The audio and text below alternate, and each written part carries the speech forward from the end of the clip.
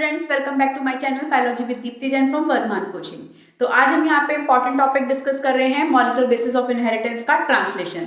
इससे पहले की ट्रांसक्रिप्शन प्रोसेस की वीडियो अपलोड कर चुकी हूँ मैं। ट्रांसक्रिप्शन इसका बेसिस है। ट्रांसक्रिप्शन और जो है ट्रांसक्रिप्शन जो है वो प्रोटीन सिंथेसिस में इन्वॉल्व होता है, बट जो ट्रांसलेशन है वो एक्चुअल प्रोसेस है प्रोटीन सिंथेसिस का। तो ट्रांसलेशन क्या हुआ? Formation of protein, that is a translation process, जिसमें कि mRNA पे जो मैसेजेस होते हैं उनको पॉलीपेप्टाइड में कन्वर्ट कर दिया जाता है। तो उस प्रोसेस को ट्रांसलेशन प्रोसेस बोला जाता है। और ये ट्रांसलेशन प्रोसेस कहाँ पर होगा? ये होगा साइटोप्लाज्म के अंदर, क्योंकि राइबोसोम्स कहाँ पे प्रेजेंट होते हैं? साइटोप्लाज्म में। साइटोप्लाज्म में प्रोसेस होता है ये। तो यूकैरियोट और प्रोकैरियोट दोनों के अंदर होता है प्रोसेस, दोनों में लगभग सेम ही होता है, सिर्फ फैक्टर्स का और एंजाइम्स का फर्क होता है जो प्रोकैरियोट और यूकैरियोट में डिफरेंट होते हैं। बाकी राइबोसोम यूनिट का, राइबोसोम का फर्क हो गया क्योंकि प्रोकैरियोट में 70S होता है और यूकैरियोट में 80S टाइप का राइबोसोम होता है। तो ट्रांसलेशन प्रोसेस को हमने 3 स्टेप में डिवाइड करा है। फर्स्ट स्टेप होता है इनिशिएशन, सेकेंड होता है इलोंगेशन और थर्ड होता है टर्मिनेशन।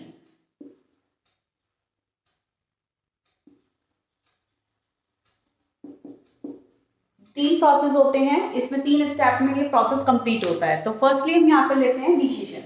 तो इनिशिएशन प्रोसेस जो है, इनिशिएशन में क्या होगा? स्टार्ट होना। प्रोसेस किस तरीके से इनिशिएट होता है, किस तरीके से स्टार्ट होता है। इलोंगेशन में कैसे प्रोग्रेस कंटिन्यू होगा, आगे बढ़ेगा। टर्मिनेशन मतलब टर्मिनेट होना, प्रोसेस किस तरीके से रुकता है। तो सबसे पहले इनिशिएशन प्रोसेस में यहाँ पे फर्स्ट स्टेप हम जो लेते हैं, फर्स्ट स्टेप इसमें आ जाता है activation of amino acid. Activation of amino acid, ये फर्स्ट स्टेप होता है इसमें। तो इसके अंदर क्या होगा एक्टिवेशन ऑफ एमिनो एसिड में? फर्स्टली इसको स्टेबल होना है, तो इसमें एमिनो एसिड जो इनिशिएटिंग एमिनो एसिड होता है मिथियोनिन, वो जो है एटीपी से ज्वाइंट होता है किसके प्रेजेंस में? Amino acylase synthetase. Amino acid joint होगा एटीपी के साथ, और किसके प्रेजेंस में ज्वाइन होगा ये? एमिनो एसाइल सिंथेटेज एंजाइम के प्रेजेंस में। और क्या बनाएगा? एमिनो एसिड, ए मतलब amino acid, AMP enzyme complex. और एंजाइम का नाम क्या है? एमाइनो एसाइल सिंथेटेज, ये एंजाइम है। इसके प्रेजेंस में ये कॉम्प्लेक्स बना कौन सा? Amino acid adenosine monophosphate enzyme complex. दो फॉस्फेट जो है वो निकल जाएंगे। तो ये इस टाइम पे क्या हुआ? एक्टिवेट हुआ है कौन? Amino acid. एक्टिवेट कौन सा एमिनो एसिड एक्टिवेट होगा? जब यहाँ पे इनिशिएशन कोडॉन आएगा AUG, तो इनिशिएशन कोडॉन जो है वो किसको कोड करता है? मिथियोनिन को। तो वो मिथियोनिन ATP से बाइंड होकर ये कॉम्प्लेक्स बनाता है। उसके बाद सेकंड जो स्टेप इसमें हम लेते हैं, सेकंड स्टेप लेते हैं चार्ज tRNA का। चार्ज tRNA बोला जाता है इसको, क्योंकि चार्ज tRNA का फॉर्मेशन होता है, या हम इसको बोलते हैं amino acylation of tRNA। Amino acylation of tRNA। तो इस प्रोसेस में क्या होगा? जो ये कॉम्प्लेक्स है, जब ये ट्रांसफर RNA पे से ज्वाइंट हो जाएगा, ठीक है, यानी कि ATP जब जो है चार्ज tRNA पे मतलब tRNA पे ज्वाइंट हो जाती है, तब वो बन जाता है चार्ज tRNA, ठीक है। और ये किसके प्रेजेंस में होगा? एमाइनो एसाइल tRNA सिंथेटेज के प्रेजेंस में। तो ये वाला कॉम्प्लेक्स, सेकेंड रिएक्शन क्या आ जाएगी इसमें? Amino acid AMP enzyme complex. ये किस पे ट्रांसफर हो रहा है? tRNA पर। और क्या कहलाएगा ये? Charged tRNA। तो ये प्रोसेस क्या कहलाया? Amino acylation of tRNA। Charge tRNA बनेगा और साथ में AMP, ये वाला और ये एंजाइम अलग हो जाएंगे। AMP और एंजाइम ये अलग हो गए। और किसके प्रेजेंस में बन रहा है ये बन रहा है amino acyl tRNA synthetase, amino acyl tRNA synthetase, इस एंजाइम के प्रेजेंस में ये प्रोसेस बना। तो ये दो स्टेप इनिशिएशन के इनिशिएट स्टेप्स हैं। अब इसके बाद राइबोसोम्स ज्वाइंट होंगे। राइबोसोम्स एमआरएनए से ज्वाइंट होके इनिशिएशन कॉम्प्लेक्स को बनाते हैं। ठीक है, तो इसमें जो राइबोसोम की यूनिट होती हैं, जैसे कि अगर हम 70S की बात करते हैं तो 30S और 50S यूनिट, लार्ज यूनिट और क्या नाम है स्मॉल यूनिट। तो इसमें प्रोकैरियोट में 3 फैक्टर यूज होते हैं, IF1, initiation factor 1, initiation factor 2 और इनिशिएशन फैक्टर 3। तो ये 3 एंजाइम्स यूज होते हैं किसमें, इनिशिएशन में। ठीक है, अब इसमें जो नेक्स्ट स्टेप हम लेंगे, अब यहाँ पे क्या होगा कि ये कॉम्प्लेक्स बनेगा कौन सा, 30S जो यूनिट है राइबोसोम की वो एमआरएनए से ज्वाइंट होगी। इसमें थर्ड रिएक्शन हम क्या लेंगे, 30S यूनिट राइबोसोम की किससे ज्वाइंट हो रही है, एमआरएनए से। किसके प्रेजेंस में हो रही है, इनिशिएशन फैक्टर 1 और मैग्नीशियम आयन के प्रेजेंस में। मैग्नीशियम आयन इन फैक्टर्स को क्या करेगा, इनिशिएट करेगा, सॉरी इनिशिएशन फैक्टर 3। तो यहाँ पे क्या बन जाएगा, 30S mRNA complex, 30S mRNA complex. ठीक है, अब इसमें फोर्थ स्टेप क्या आएगा, अब यहाँ पे 30S यूनिट जुड़ गई mRNA से। अब क्या जुड़ेगी यहाँ पर, 30S वाला कॉम्प्लेक्स बना है, अब इसमें 50S की यूनिट जुड़ेगी। सॉरी, पहले 30S से पहले यहाँ पर एमिनो एसिड जुड़ेगा, फॉर्मल मिथ्योनिन, जो चार्ज टीआरएनए वाला प्रोसेस है वो चीज यहाँ के ज्वाइंट हो जाएगी। ठीक है, उसके बाद फिर इसमें 50S यूनिट जुड़ेगी। ठीक है, तो यहाँ पे 30S mRNA कॉम्प्लेक्स के साथ क्या जुड़ेगा, यहाँ पे फॉर्मल मिथ्योनिन। फॉर्मल मिथ्योनिन लिख सकते हो या मिथ्योनिन बोल सकते हैं, और इसमें साथ में AATRNA यानी कि चार्ज टीआरएनए जो है। ठीक है, चार्ज टीआरएनए जो रहेगा वो जुड़ेगा, है ना। अब ये क्या बन जाएगा, ये किसके प्रेजेंस में हो रहा है, IF2, इनिशिएशन फैक्टर 2 और मैग्नीशियम आयन के। तो ये क्या बनेगा, 30S mRNA formal methionine AATRNA complex. ठीक है, ये इतना पोर्शन फॉर्म हो गया यहाँ पर। अब इसके बाद क्या होगा, यहाँ पे अब इसमें 50S यूनिट जुड़ेगी। फिफ्थ स्टेप क्या आएगा, तो यहाँ पे 30S mRNA formal methionine amino acid tRNA complex जो है वो 50S यूनिट के साथ ज्वाइंट होकर किसके प्रेजेंस में, IF3 और मैग्नीशियम आयन के प्रेजेंस में क्या बनाएगा, जब 50 और 30 आपस में जुड़ जाएंगी तो कौन सी यूनिट बन गई, पूरा राइबोसोम बन गया 70S। तो 70S mRNA formal methionine amino acid tRNA complex यानी कि इनिशिएशन कॉम्प्लेक्स। अब ये कॉम्प्लेक्स रेडी है इलॉन्गेशन प्रोसेस के लिए, आगे प्रोटीन के फॉर्मेशन के लिए। तो इसमें जैसे जैसे इन्फॉर्मेशन आएंगी, जैसे जैसे एमआरएनए पे कोड्स आएंगे, उस तरीके से अमीनो एसिड ज्वाइंट होकर इलॉन्गेशन प्रोसेस को कंटिन्यू करके पॉलीपेप्टाइड चेन को फॉर्म करेंगे। तो आगे अब देखते हैं इलॉन्गेशन प्रोसेस। तो अब ये देखिए, यहाँ पे इनिशिएशन का मैं डायग्राम के बेस पे समझा रही हूँ। फर्स्टली ये 30S यूनिट है, ये एमआरएनए है। तो हमने क्या बोला कि पहले तो एक्टिवेट हुआ टीआरएनए एमिनो एसिड से ज्वाइंट, सॉरी एटीपी से ज्वाइंट होके, फिर टीआरएनए पे टीआरएनए चार्ज टीआरएनए है वो फॉर्मल मिथ्योनिन को लेके 30S और एमआरएनए से ज्वाइंट होगा। तो फर्स्ट स्टेप इसमें क्या आ गया, 30S यूनिट एमआरएनए से ज्वाइंट हुई IF3 फैक्टर से। ठीक है, फिर सेकेंड स्टेप हमने क्या लिया उसमें कि जो चार्ज टीआरएनए बना था amino acid AMP complex charge tRNA complex, वो चार्ज टीआरएनए इसमें 3 साइट होती हैं, acceptor site, peptidyl site, exit site. तो यहाँ पे ये एक्सेप्टर साइट पे यहाँ पे ज्वाइंट हो गया, जो क्या लेकर आ रहा है, फॉर्मल मिथ्योनिन, और किसके थ्रू, IF2 फैक्टर के थ्रू।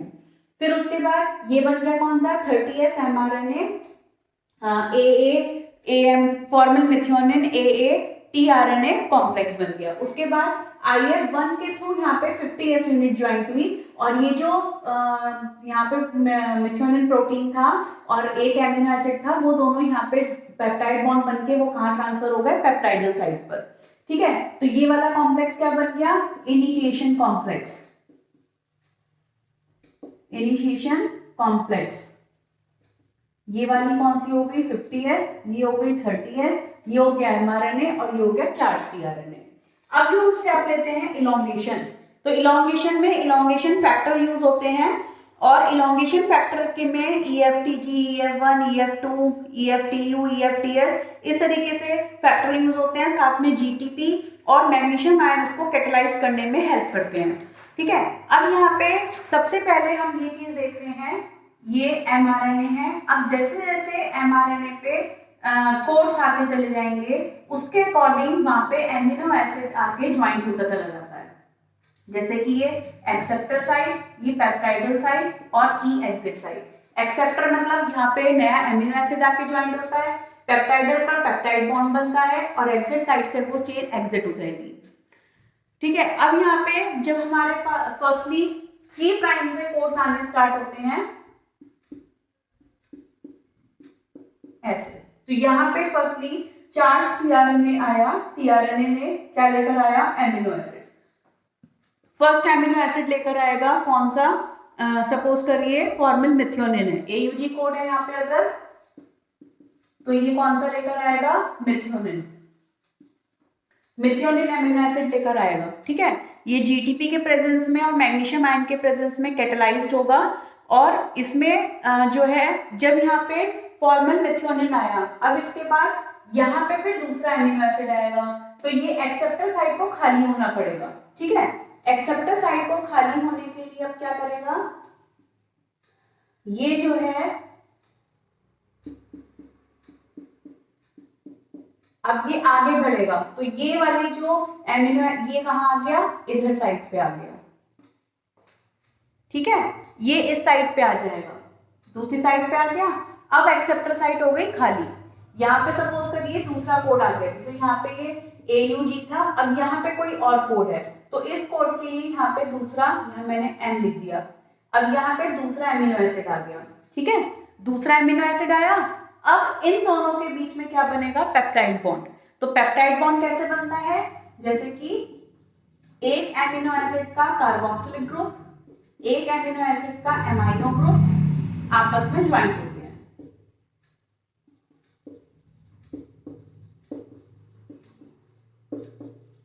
तो इसमें जैसे ये मैंने HH लिख दिया, ये वाटर एलिमिनेट हो गया, तो यहाँ पे ये बन गया यहाँ पे पेप्टाइड बॉन्ड। तो इसी तरीके से इनके बीच में क्या बनेगा, पेप्टाइड बॉन्ड। ठीक है, तो पेप्टाइड बॉन्ड का जो फॉर्मेशन होता है वो किसके प्रेजेंस में होता है, पेप्टाइडल ट्रांसफेरेज। किसके प्रेजेंस में होगा, पेप्टाइडल ट्रांसफेरेज। ये एंजाइम यूज होगा पेप्टाइड बॉन्ड फॉर्मेशन के लिए। तो यहाँ पे अब जो ये फर्स्ट और ये आया है, ये ट्रांसफर होगा पहले यहाँ पर, ये आ गया मिथ्योनिन, इनके बीच में पेप्टाइड बॉन्ड बना। अब इसको फिर खाली करना है, इस वाले एक्सेप्टर साइड को फिर क्या करना पड़ेगा, खाली। तो peptide chain transfer from acceptor side to peptidyl side, that is the translocation process. ठीक है, तो यहाँ पे हमने ये लिया इस तरीके से,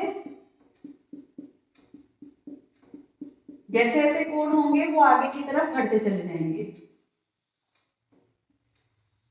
ये रहता, ये वाली एक्सेप्टर और ये पेप्टाइडल, ये एग्जिट साइड, तो ये ट्रांसफर हो गया यहाँ पर फर्स्ट और ये हो गया मिथ्योनिन। यहाँ पे क्या कहलाया, ट्रांसलोकेशन। ठीक है, तो जब कोई भी चेन एक्सेप्टर साइड से पेप्टाइडल साइड पे ट्रांसफर होती है तो वो कहलाती है ट्रांसलोकेशन।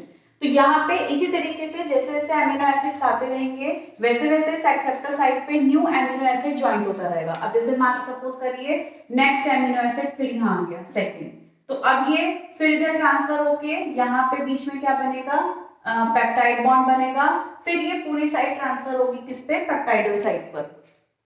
ठीक है, ये फिर पेप्टाइडल साइड पे ट्रांसफर हो जाएगी।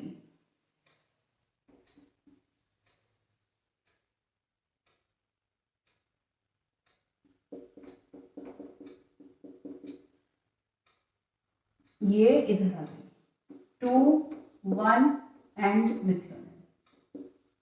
ठीक है, ये ट्रांसलोकेशन प्रोसेस हो गया। इसी तरीके से चेन बढ़ती चली जाती है, जैसे जैसे न्यू कोड्स आते रहते हैं वैसे वैसे एक्सेप्टर साइड पे टीआरएनए न्यू एमिनो एसिड्स को लेकर आता रहेगा, और न्यू एमिनो एसिड जो है वो पुराने वालों के साथ क्या करता रहेगा, पेप्टाइड बॉन्ड बनाता रहेगा, चेन बनती चली जाएगी और पेप्टाइडल साइड पे ट्रांसफर होती रहेगी, और उससे एक्सेप्टर खाली होगी, एक्सेप्टर पे न्यू एमिनो एसिड आएगा। फिर इस तरीके से ये कब तक चलेगा, जब तक कि यहाँ पर टर्मिनेशन कोडॉन नहीं आ जाता। ठीक है, जब तक टर्मिनेशन कोडॉन नहीं आएगा, 3 टर्मिनेशन कोडॉन होते हैं, उन तीनों टर्मिनेशन कोडॉन में से यहाँ पे प्रेजेंट नहीं होगा, तब तक ये प्रोसेस कंटिन्यू रहता है, इलॉन्गेशन प्रोसेस चलता रहेगा। उसके बाद फिर यहाँ पे टर्मिनेशन प्रोसेस होगा। तो टर्मिनेशन प्रोसेस के आने पर क्या होता है कि टर्मिनेशन प्रोसेस में क्या होगा, जैसे ही एंजाइम आया, सपोज करिए UAA या UAG या UGA, तीनों फैक्टर में से कोई सा भी आ गया। ठीक है, अब यहाँ पे जैसे हमने ले लिया कि यहाँ पे टर्मिनेशन कोडॉन आ रहा है, आ गया, सपोज करिए UAA। ठीक है, अब यहाँ पे एग्जिट साइड है, पेप्टाइडल साइड है, एक्सेप्टर साइड है। तो यहां से मूव करते करते इधर की तरफ क्या आया, कौन सा आ गया, एमिनो एसिड, टर्मिनेशन कोडॉन आ गया। तो टर्मिनेशन कोडॉन के आते ही यहाँ पे 3 फैक्टर रिलीज होते हैं, releasing factor 1, releasing factor 2, releasing factor 1, releasing factor 2 और रिलीजिंग फैक्टर 3। 3 रिलीजिंग फैक्टर होते हैं। वैसे ही जैसे ही टर्मिनेशन कोडॉन आ जाएगा वैसे ही यहाँ पर टर्मिनेशन प्रोसेस स्टार्ट हो जाएगा, मतलब टर्मिनेशन हो जाएगा। तो यहाँ पे जो भी पॉलीपेप्टाइड चेन बनी थी किस पे, पेप्टाइडल साइड पर, वो ट्रांसफर हो जाएगी किस पे, एग्जिट साइड पर। ठीक है, और इसमें यहाँ पे जुड़ जाएंगे रिलीजिंग फैक्टर। रिलीजिंग फैक्टर के जुड़ते ही जैसे ये वाली साइड थी, अब ये वाली चेन यहाँ आ गई 2 1 एंड मिथियोनिन, ये एग्जिट साइड पे आ गई। एग्जिट साइड पर आते ही यहाँ पे रिलीजिंग फैक्टर 1 ज्वाइंट होगा। ठीक है,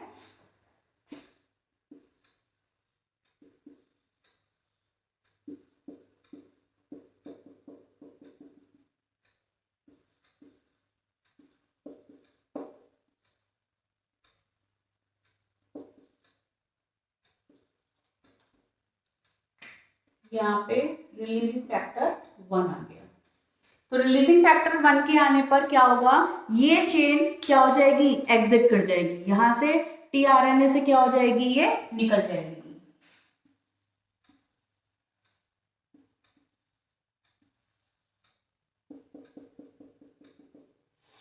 ये टीआरएनए यहां रह गया और ये चेन हो गई अलग।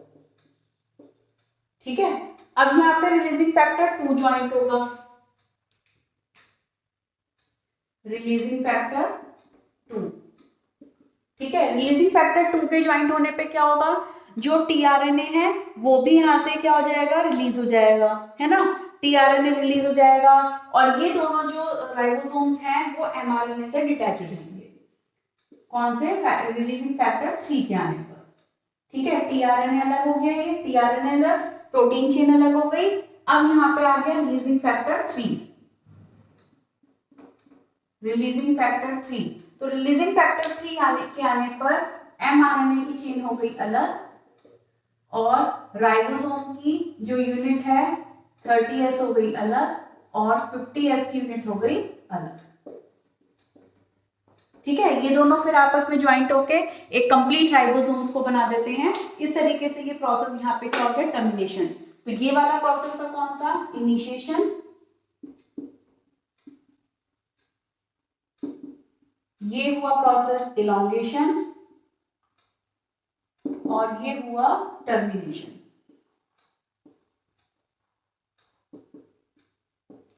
ठीक है, इंपॉर्टेंट प्रोसेस है बहुत ये, इस पे क्वेश्चंस बहुत बनेंगे, और इसमें प्रोकैरियोट और यूकैरियोट में लगभग एक ही होते हैं। ये रिलीजिंग फैक्टर प्रोकैरियोट में चलते हैं और यूकैरियोट में रिलीजिंग फैक्टर काम आते हैं, उसमें एक ही रिलीजिंग फैक्टर होता है जो सारा वर्क करता है।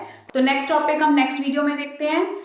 इसके अलावा चैनल सब्सक्राइब नहीं करा है तो अब तक सब्सक्राइब करिए, बेल आइकन प्रेस करिए तो till then bye bye, have a nice day.